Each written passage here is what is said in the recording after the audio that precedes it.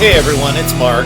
MarkRogersTV, the voice of college football, and of course that's the game that we love, and that's the sport that I talk about on a regular basis here with discussion, debate, and analysis. But considering Myles Garrett played college football, of course, at Texas A&M, considering that the Cleveland Browns are technically my favorite team. I'm from Ohio. I grew up in Ohio. Ohio State fan. Cleveland Indians have my heart. So do the Buckeyes. The Browns, not so much. Don't really care. I watch the games. My son loves the Browns.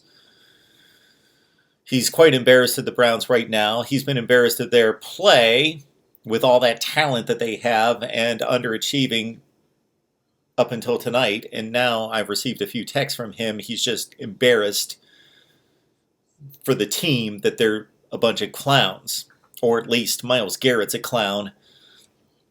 Some of their other players have proven to be clowns in other ways in the past, but not to that degree. And I'm pointing to the TV screen because I just got to see the sequence of the final 15 or 20 seconds of the Browns win over the Steelers 21-7, because I did a live stream earlier tonight talking about college football, and people started mentioning the Myles Garrett play or the Myles Garrett incident in the helmet, and I had no idea what had happened since I was focused on college football. I saw probably maybe half of the Browns game against the Steelers, but I just got to see it.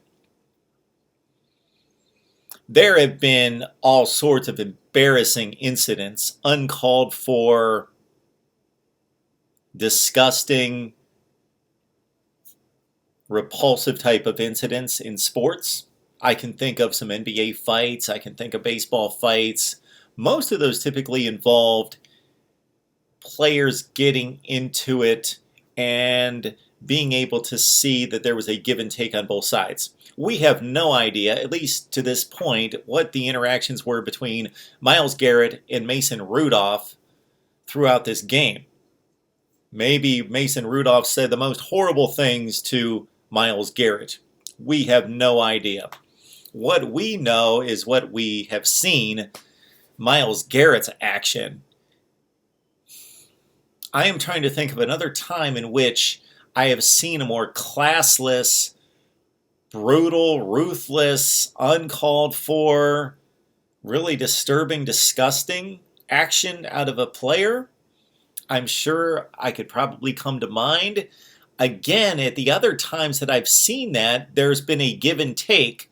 So yes, we've seen baseball players and basketball players take punches, throw punches, and take swipes and swings at another player, but we saw it coming. We saw there an interaction, and then somebody took it upon themselves, and maybe there was a shove by one, and then there was a fist thrown by the other. The Rangers and the Blue Jays, Rougned Odor and Jose Bautista, about 5 years ago at second base. That was a rough fight, and Odor just clocked him right in the jaw.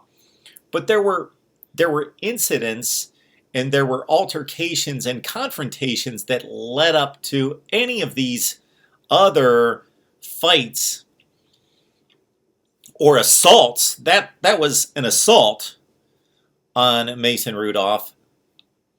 In every other instance that I can think of in sports history, you could see the give and take and the confrontation leading up to it, and you could see where, although one of the individuals took it over the line, way over the line, the other one had a hand in it. In this one, I'm not seeing it. And again, we don't know what Mason Rudolph possibly could have said to Myles Garrett throughout the game or while they were on the ground. And of course, Myles Garrett took the opportunity. It's pretty clear to see on the video that he took the opportunity on that last play of the game. Rudolph threw the ball. Garrett got him on the ground and was going to take that opportunity to kind of rub his face in it, rub his face in the loss, and just to physically intimidate him. And Mason Rudolph wouldn't put up with it, and maybe he said something that got Myles Garrett fired up. But Myles Garrett definitely took the initiative and was in the wrong first in physically trying to intimidate and hurt and humiliate Mason Rudolph. That you can see when the two players are on the field. And then all hell broke loose. And to actually take a helmet and to swing it and hit another individual in the head with it, I don't know what the appropriate discipline or punishment should be for this. But I'm thinking that there are 6 games left in the season, that Myles Garrett should not be playing the rest of this season. And since the Browns are 4-6, and maybe this shouldn't be considered, but I'm going to take it into consideration that most likely the Browns' games are meaningless the rest of this season. They're not going to make the playoffs. They're not going to compete for a playoff spot. That Myles Garrett should be punished in meaningful games. So maybe the first few games of next season. See ya. We're going to make you think about this during the offseason as well. It's not going to be, okay, this team, your team, is going to play out the string the last 6 games of the season. Meaningless games. You've got next to no prayer of making the playoffs, so these games are meaningless, and you're going to actually just kind of sit out and get healthy and miss meaningless games, and then as soon as the season's over, rejoin the team and be ready to go for next season. No, we're going to punish you going into next season. So you're going to have to think about the consequences. You're going to have to think about what you did and the actions you took.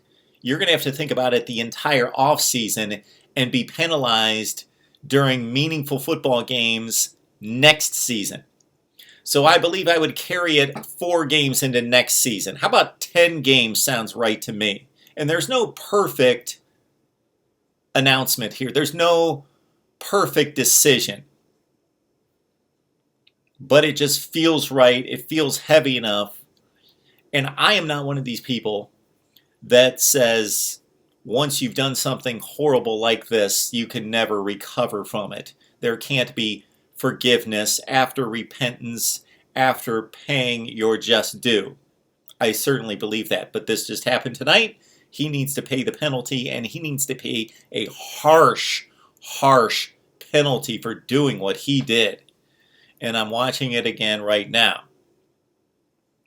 So we had him humiliate Mason Rudolph on the field, kind of, intimidate him, physically just try to dominate him on the field. And we see that from time to time. Players hold down other players, or they give them an extra elbow, and that's uncalled for.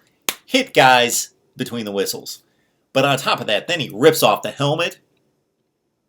So that could cause injury as well. And then to actually strike him on the head with the helmet. 10 games, maybe a full season. Maybe the final 6 games of this year and the first 10 games of next year would be appropriate. Myles Garrett has given us some indication that he's got this in him, but of course he's never gone anywhere close to this.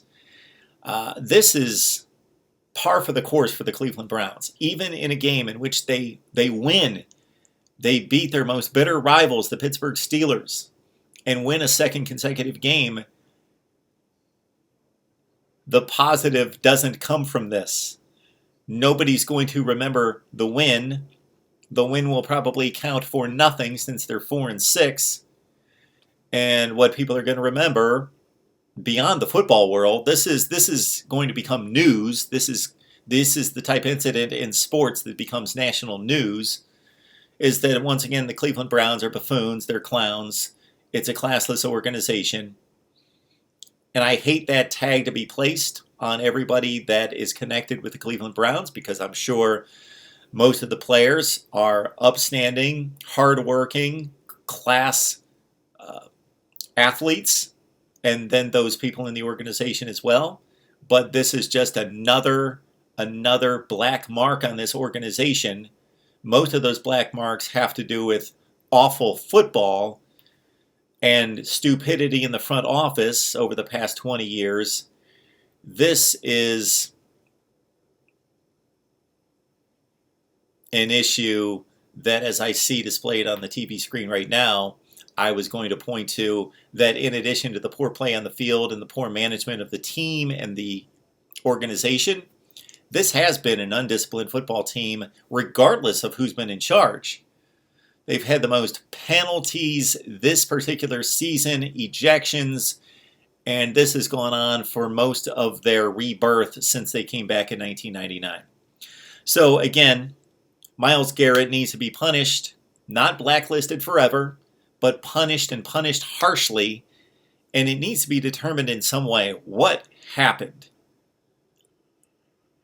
But regardless of what was said and what the confrontations and the words exchanged before that incident, that of course cannot be tolerated in any such way. Mark Rogers TV, the voice of college football. If you love the game, we love college football, then join in. And I rarely comment on the NFL, even though I love the NFL, love watching the NFL. Some people would be surprised to actually know more about NFL history, probably, than college football history. So I just thought I would take the time to comment and allow you to comment and maybe give some perspective that I'm missing. So I would love to read your comments as well on the Myles Garrett assault of Mason Rudolph. Right here at Mark Rogers TV, the voice of college football.